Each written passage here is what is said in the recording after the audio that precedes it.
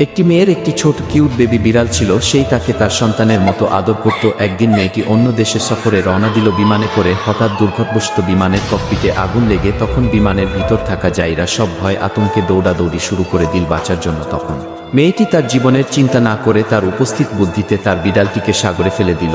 ফেলে দেওয়ার সাথে সাথে বিমানটি দুর্ঘটনা ঘটে যায়। তারপর বিমানে থাকা যত যাত্রী আছে রাত্রি মারা যায়, আর সেই বিড়ালটিকে যেখানে ফেলেছিল সাগরের মধ্যে, সেই সাগরের মধ্যে বাস করা একটি প্রাণীর বদর তাকে উদ্ধার করে তার কাছে সেবা যখন দিয়ে রেখে দিল। আর বিড়ালটি তখন তার মালিককে খুঁজতে থাকে। খুঁজতে খুঁজতে 2 বছর হয়ে যায়।